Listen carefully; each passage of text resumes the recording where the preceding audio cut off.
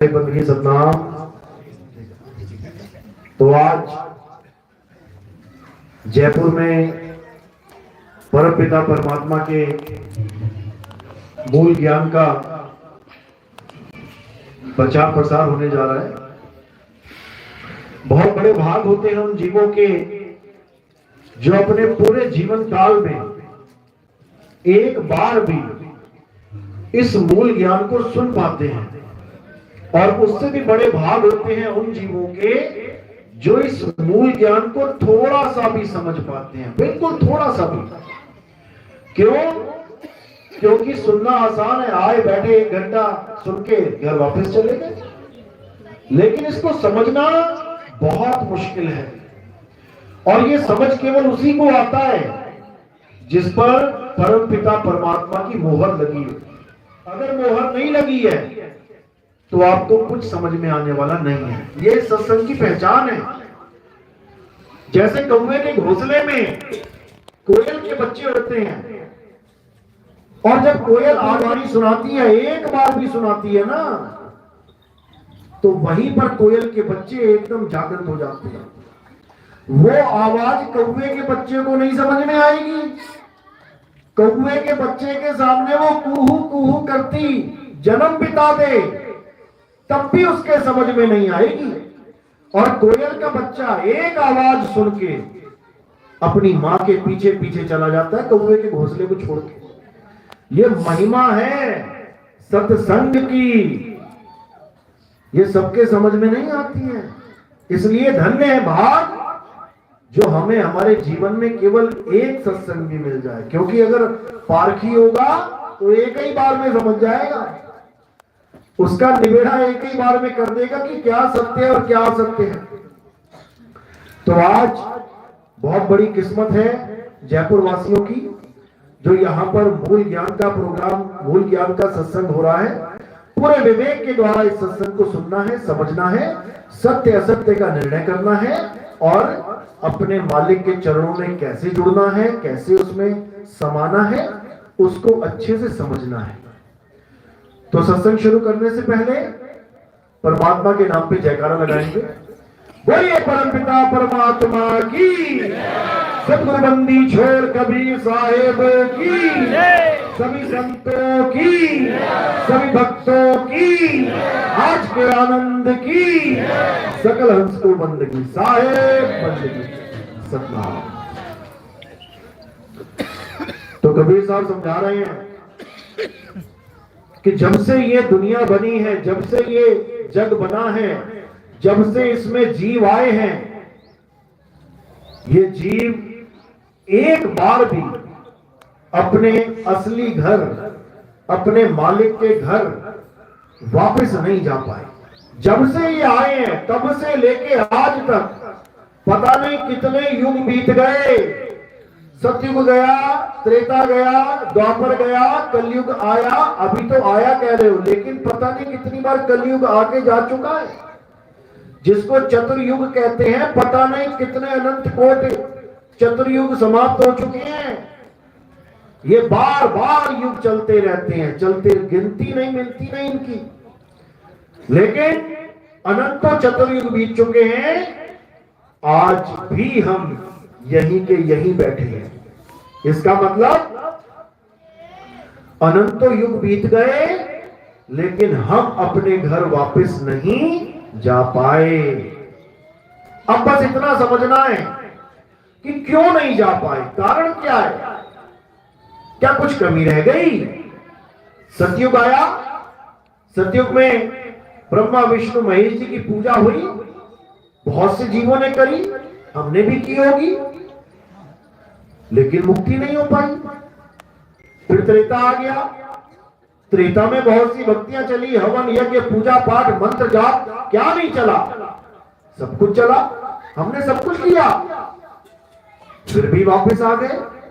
द्वापर में कृष्ण जी आए, कृष्ण जी बहुत ज्ञान दिया, गीता दिया, सब कुछ दिया, हमने भी खूब पूजा पाठ करी, लेकिन फिर क्या हुआ, फिर वापस कलयुग में आ गए।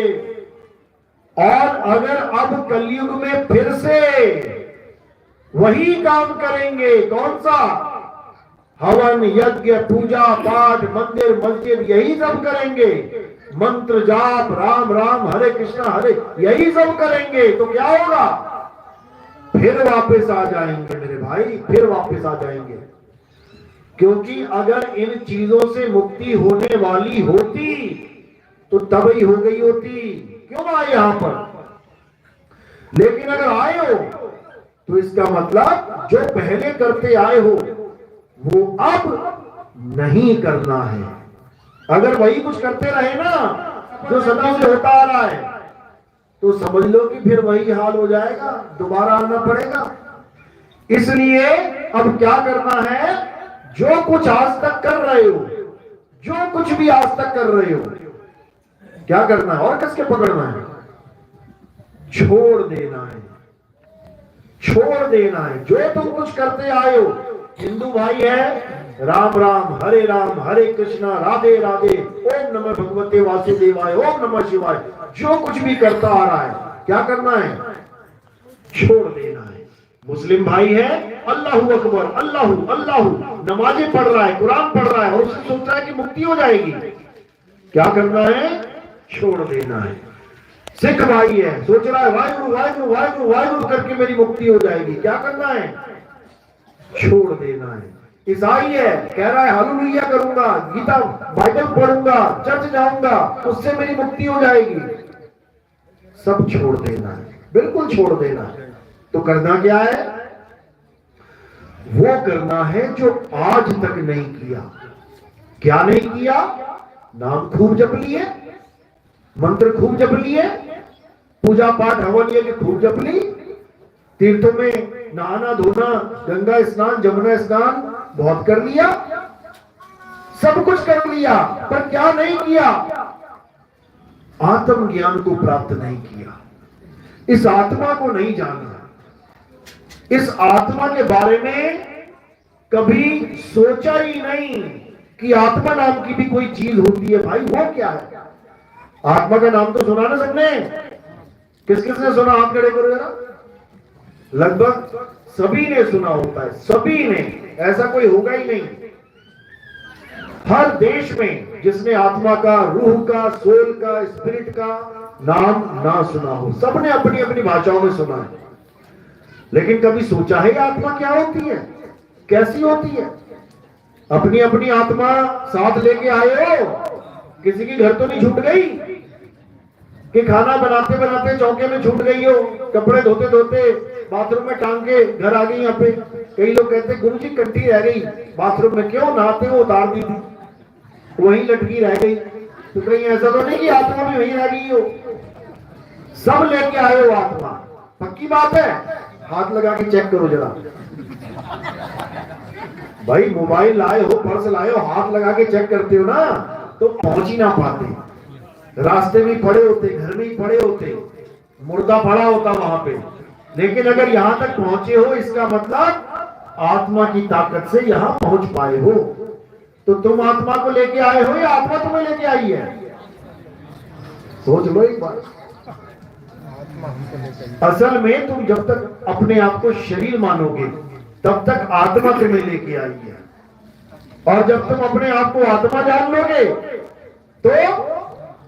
तो आत्मा शरीर को लेके आई है, और शरीर आत्मा को कहीं लेके नहीं जा सकता, ये भी याद रखना। तो असल में मुद्दा क्या है? जब तक हम अपने आप को शरीर मान रहे हैं तब तक हम आत्मा को पराई वस्तु मान रहे हैं, पराई। और जब हम अपने आप को आत्मा जान लेते हैं तो हम ही आत्मा हैं, हम ही हैं। इसलिए साहिब ने आत्मा को शब्द कह के बयान किया। शब्द, आत्मा और शब्द एक ही चीज है, आत्मदेव और शब्द एक ही चीज है। तो इसलिए साहिब ने जहां तहां अपनी वाणियों में शब्द की महिमा गाई है। शब्द कहते हैं गुरु मेरे सभी बड़े अपनी अपनी ठौर, शब्द विवेकी पार की सो माथे का मोर। इसका मतलब ये नहीं कि शब्द विवेकी पारखी का मतलब जो कबीर साहब के शब्दों को अच्छे से खोल रहा है या अच्छे से उसको गा रहा है या अच्छे से उसको समझा रहा है तो वो शब्द पारखी हो गया।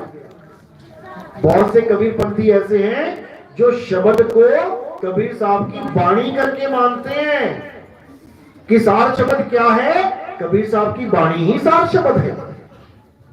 सार शब्द क्या है?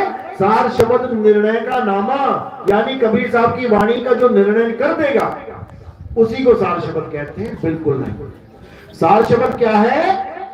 सार शब्द तुम्हारा आत्म स्वरूप है, उसी को सार शब्द कहते हैं, उसी को सतनाम कहते हैं। सत्य नाम है सार, बूझो संत विवेक करी, उतरो भवजल पार, सतगुरु का उपदेश यही। कह रहे सत्य नाम है सार। सतनाम का मतलब ओम सोहंग नहीं है कि कोई सोचे कि ओम सोहंग मंत्र देने वाला गुरु हमें सतनाम दे रहा है। बिल्कुल नहीं। अरे सत्य नाम कोई नाम नहीं कि तुम उसको जपोगे बैठ के। सत्य नाम कोई नाम नहीं, ये है आपन रूप, और जो जाने इस भेद को पावे आप स्वरूप। जो इस भेद को जान जाएगा कि आखिर सतनाम होता क्या है, वो अपने आत्म स्वरूप को प्राप्त कर लेगा। उसको फिर काया से मतलब नहीं है। काया तो फिर केले के छिलके की तरह हमेशा डस्टबिन में जाने के लिए तैयार रहेगी। देखो केला, जब जाते हो मार्केट में क्या खरीद के लाते हो? किसे देखते हो जब केला ले जाते हो? तो छिलके को। हरा छिलके वाला होगा नहीं लेके आओगे, पीला छिलका होगा बढ़िया ले आओगे। जब तक केला खा नहीं लिया वो छिलका कहां रहेगा? केले के साथ रहेगा। थोड़ी कदर होगी उसकी। अगर केले को फ्रिज में रखना है, छिलका भी फ्रिज में जा रहा है। केले को छुपा के रखना, छिलका भी छुपा के रख रहे हो। पूरी कदर चल रही है छिलके की, याद रखना। ऐसे भी छिलके हैं जिनको सजा दिया जाता है। ये देखो, ये छिलका सजा हुआ है, केला में समझ लो, इसे समझ लो। और जैसे ही तुमने केला खा लिया गप करके, अब छिलका कहां गया? अब गया डस्टबिन में। यही महिमा है उस आत्म देव की कि जब तक वो तुम्हारे साथ है तब तक तुम्हें सोफे पे बैठाया जाएगा, गद्दों पे लिटाया जाएगा, गाड़ियों में घुमाया जाएगा। और जैसे ही आत्म देव से ये छिलका अलग हो गया, फिर क्या करेंगे? इसको जलाया जाएगा, इसको दफनाया जाएगा, इसको खत्म कर दिया जाएगा। ये महिमा है उस आत्म देव की, समझ लो। और हम अपनी आत्मा को ना जानकर केवल केले के छिलकों को पकड़ के बैठे हैं, समझ लो। यानी तुम्हारे सारे रिश्ते नाते, ये मेरी माँ, ये मेरा बाप, ये मेरा बेटा, ये मेरी चाची, ये मेरा चाचा, केवल इसीलिए चल रहा है ये ड्रामा क्योंकि आत्मा है। और जैसे ही आत्मा ने अलग कर दिया शरीर को, कोई मामी नहीं, चाची नहीं, कोई ताई नहीं, उठाओ और जलाओ, खेल खत्म। तो इसलिए कबीर साहब समझा रहे हैं कि इससे पहले कि तुम उस आत्म देव से अलग हो जाओ, उसको जान लो, उसको पहचान लो। कौन जानेगा? सुरत जानेगी। क्यों? क्योंकि सुरत ही आत्म देव से जुदा हुई पड़ी है अज्ञानता में। और किसके साथ होली? इस काया के साथ होली। इसीलिए परमात्मा दूर है, इसीलिए परमात्मा हमसे दूर है, क्योंकि हमारा ध्यान परमात्मा में नहीं है, हमारा ध्यान काया में लगा हुआ है। सूरत परमात्मा के साथ नहीं है, सूरत काया के साथ जुड़ी पड़ी है, संसार में फंस गई है। इसीलिए साहिब कह रहे हैं, सूरत फंसी संसार में, तासे पड़ गई दूर, और सूरत बांध स्थिर करो, आठों पहर हुजूर। आठों पहर। सच्ची भक्ति और झूठी भक्ति यानी अधूरी भक्ति में क्या फर्क है? जो सच्ची भक्ति होती है वो आठों पहर की भक्ति होती है। आठों पहर यानी दिन में 2 घंटे 2 घंटे, 4 घंटे।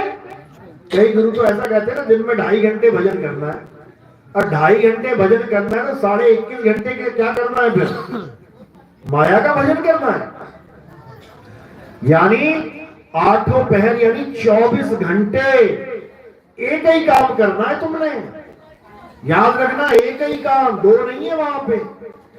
और जो अधूरी भक्ति होती है वो टाइम टू टाइम होती है। अरे 5 बज गए, चलो चलो चलो आरती करेंगे, आरती करेंगे। अरे 10 बज गए, चलो भैया आरती करेंगे। अरे 11 बज गए, चलो अब नाम जपेंगे।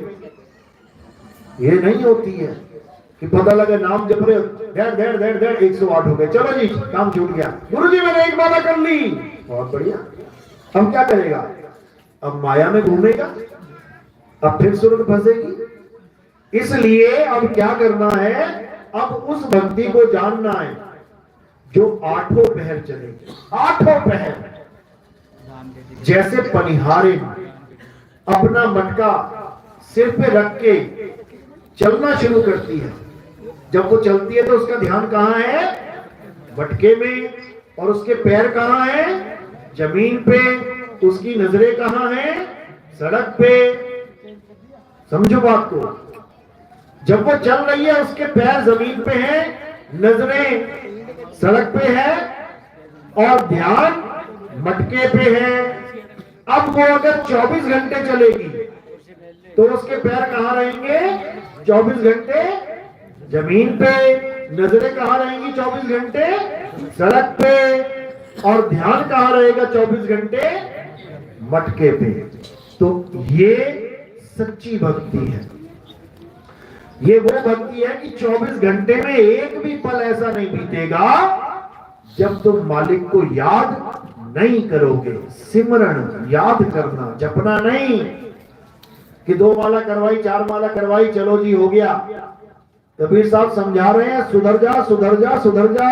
क्या कह रहे हैं? अरे माला तो कर में फिरे और जीव फिरे मुख माही, और ये मनवा दसहू दिसी फिरे, ये तो सिमरन नहीं। ये सिमरन नहीं है। क्या है ये? जाप है, जाप। सिमरन अलग होता है, जाप अलग होता है। जाप धर्म के अनुसार होता है। हिंदू धर्म का आदमी है तो क्या जपेगा? राम राम राम राम राम राम राम राम राम राम, हरे कृष्ण हरे राम हरे कृष्ण हरे राम, राधे राधे राधे राधे। मुसलमान है तो क्या जपेगा? अल्लाह अल्लाह अल्लाह। सिख है तो क्या जपेगा?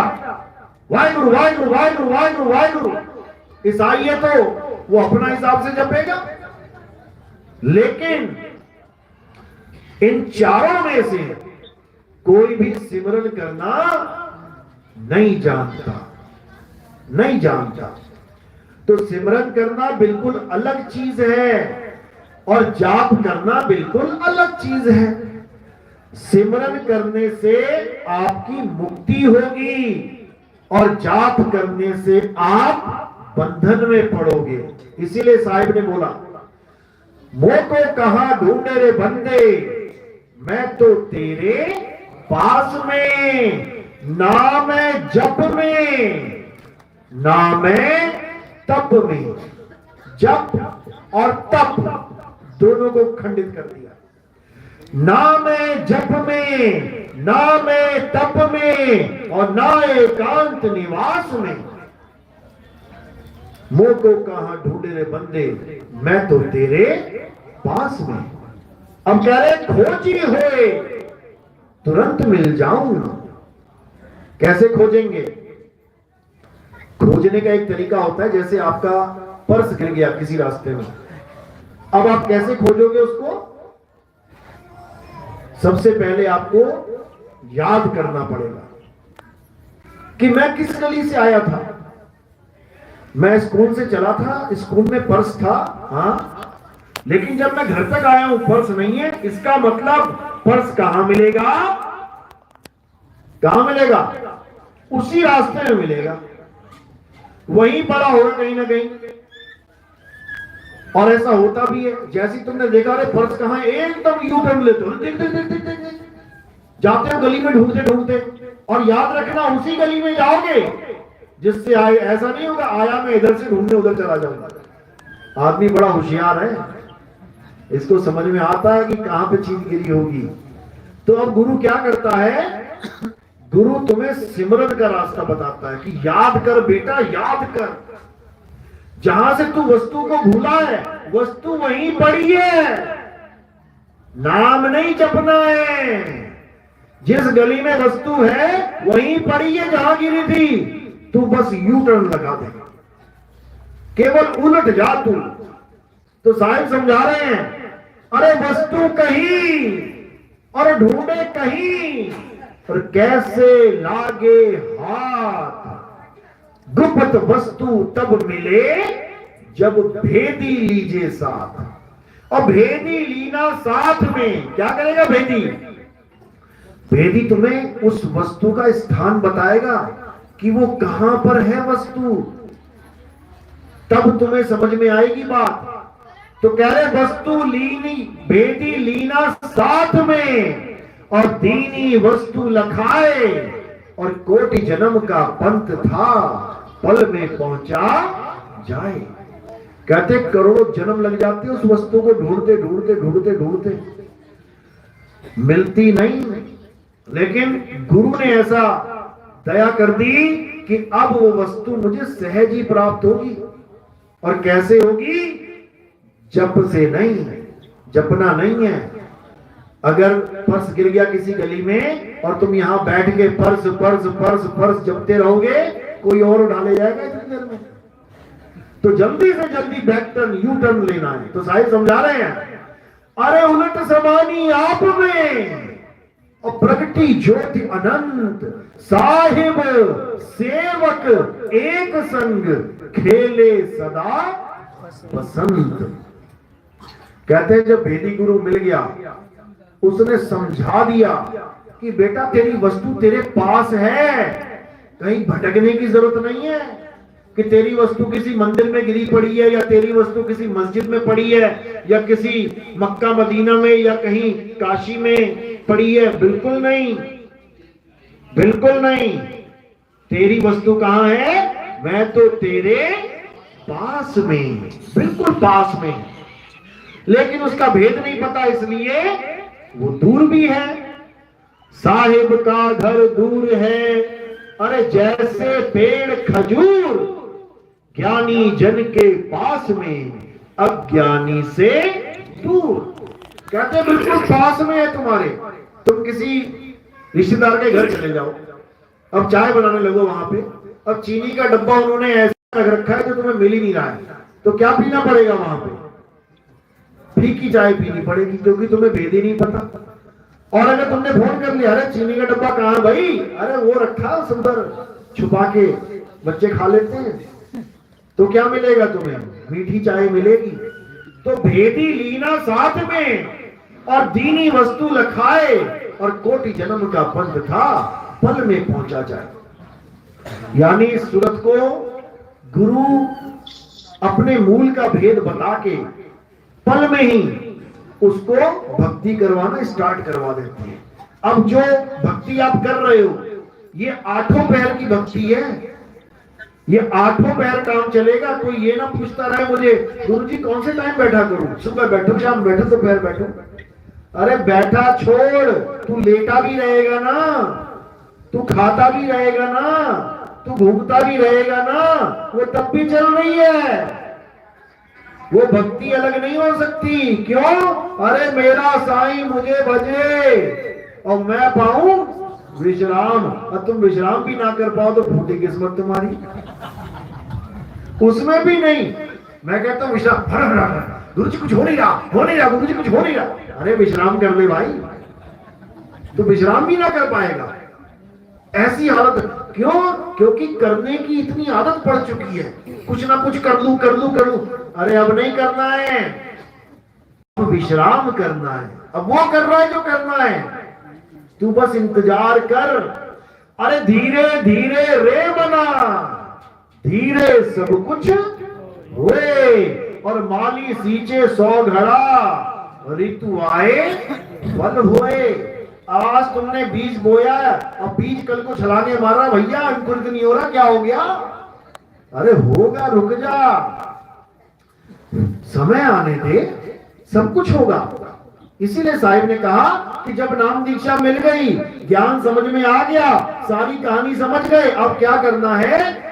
कहे कबीर सुनो भाई साधो, मैं तो हूं विश्वास में। कितने मिनट के लिए करना है विश्वास? कितने घंटों के लिए करना है?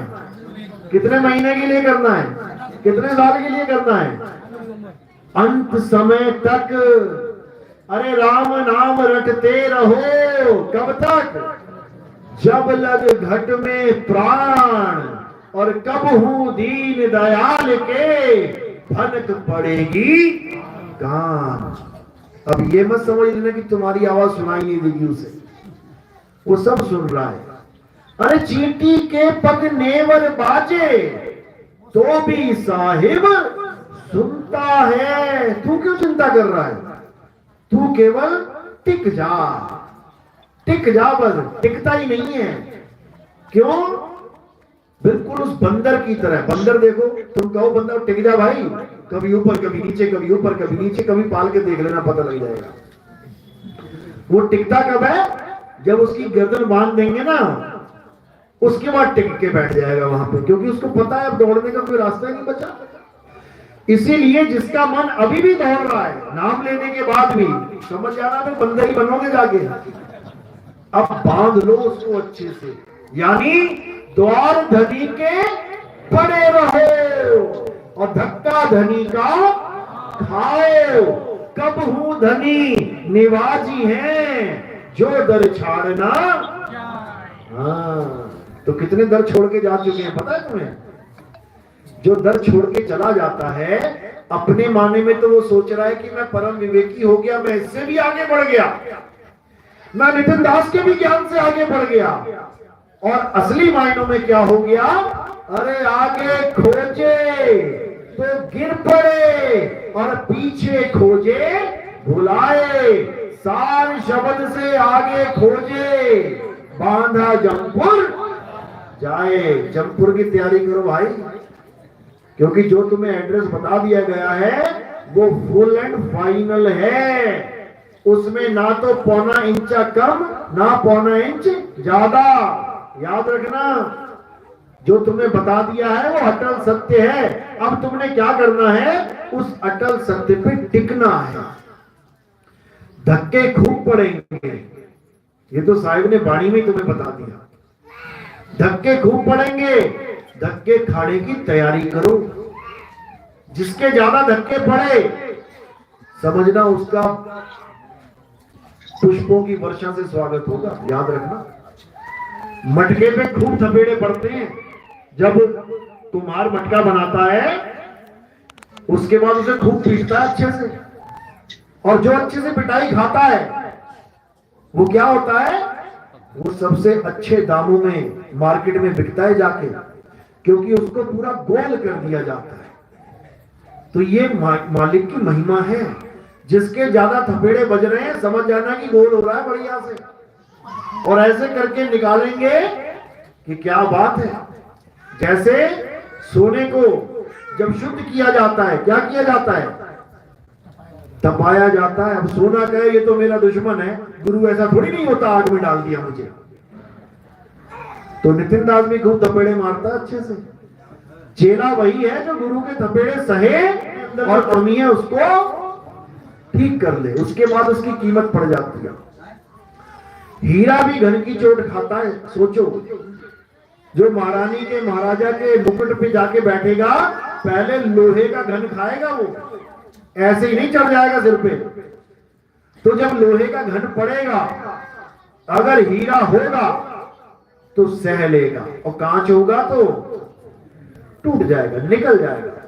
तो जो हमारे पंथ से निकल जाते हैं, उनको गलती से भी हीरा मत समझ लेना कि अरे बड़े विवेकी बंदा था, वो पता नहीं कहां चला गया। विवेकी बंदा तो कहीं जा सकता है? नहीं जा सकता। इसका मतलब वो दिखावे का विवेकी था, वो कोशिश कर रहा था दिखावा करने की, लेकिन वो टिक नहीं पाया। क्यों? क्योंकि यहां पे दिखावा चलेगा ही नहीं। यहां तो असली घन पड़ेगा, नकली घन नहीं पड़ेगा थर्माकोल वाला जो फिल्मों में पड़ता है। यहां लोहे वाला पड़ेगा, बढ़िया वाला, और पूरी तसल्ली करा देगा। तो इसी को साहिब ने बोला है कि सत्य और असत्य का जब निवेड़ा होता है तो कष्ट तो बहुत आते हैं भाई, बहुत कष्ट आते हैं। वो तुम्हारी परीक्षा होती है कि ये थोड़े से कष्टों की वजह से सत्य को छोड़ के असत्य में जा रहा है, या सारे कष्टों को सह के निर्मल हो रहा है, पवित्र हो रहा है, कुंदन बन रहा है। ये तो परीक्षा सबकी होनी है, याद रखना। और जो बेचारे परीक्षा में फेल हो जाते हैं वो तुम्हें वापस कहीं ना कहीं खड़े मिलेंगे, कोई माता के दरबार में, कोई पिता के दरबार में, कोई दादा के दरबार में।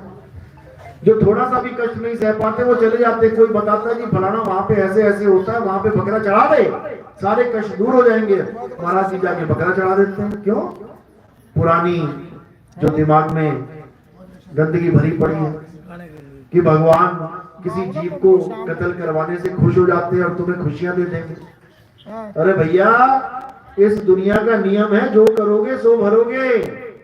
यहां तुम्हें हर बंदा ये समझा रहा है कि कर्म अच्छे करो, पाप कर्म मत करो, किसी जीव की हत्या मत करो। तो तुमने कैसे सोच लिया कि भगवान जीव हत्या से खुश हो जाएगा? ऐसा बिल्कुल नहीं है। इसलिए सबसे प्रेम करना है, सबको मालिक का बच्चा समझ के प्रेम करना है। सब तुम्हारे भाई हैं।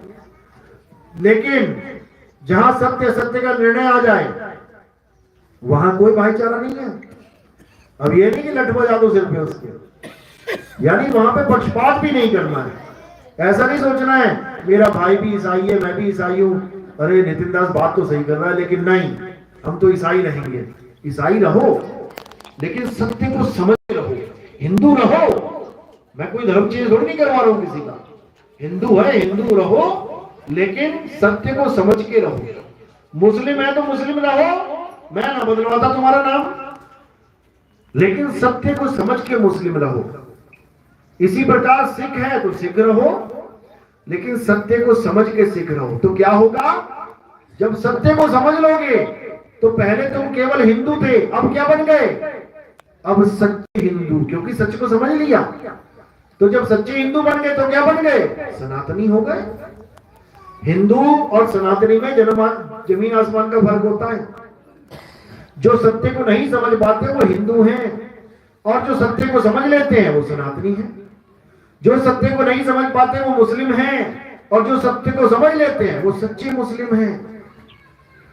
अब तुम कहोगे सच्चा मुस्लिम और झूठा मुस्लिम भी होता है? होता है। नहीं तो मुसलमानी देशों में किसी भी मुस्लिम को फांसी पे ना चढ़ाते वो लोग। मुस्लिम ही मुस्लिम को फांसी पे चढ़ा रहा है। क्यों? क्योंकि जो फांसी पे चढ़ रहा है वो सच्चा मुस्लिम नहीं है, तभी तो चढ़ रहा है वो। सच्चा मुस्लिम ही कभी फांसी पे चढ़ेगा क्या? नहीं चढ़ेगा।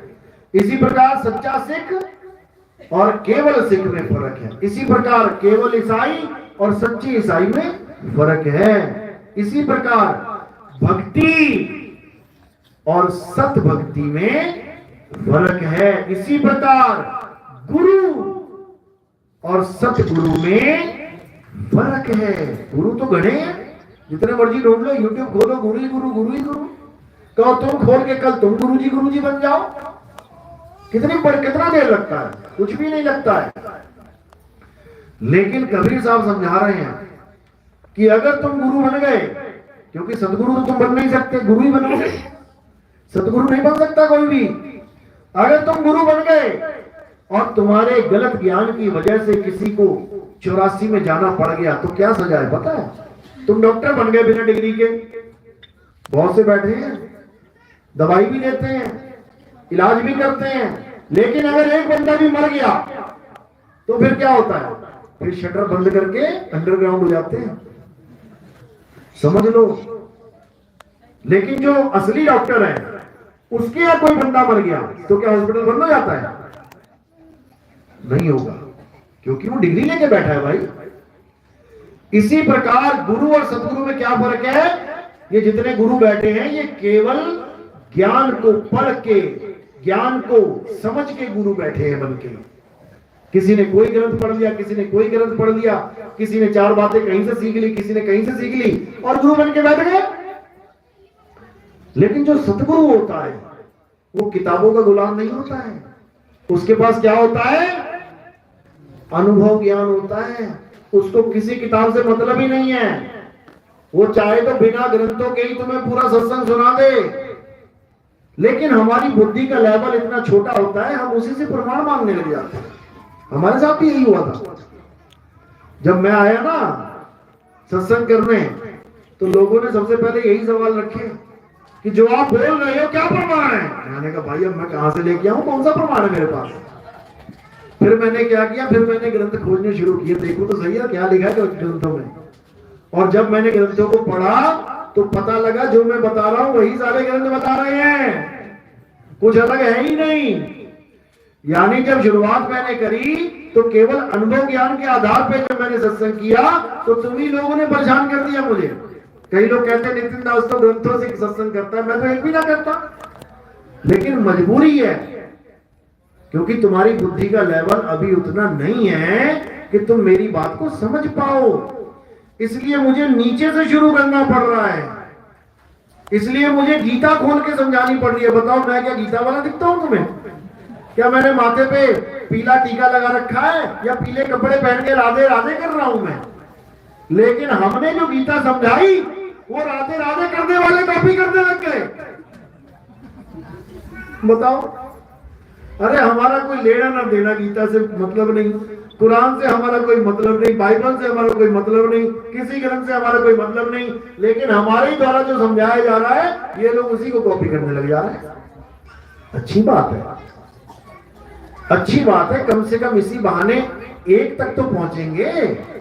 अभी तक तो अलग अलग हो गए, अब एक तक आएंगे। और जिस दिन एक पे आ गए ये सारे, उस दिन सारे गुरु फिनिश। फिर कौन आएगा? फिर वो आएगा जिसकी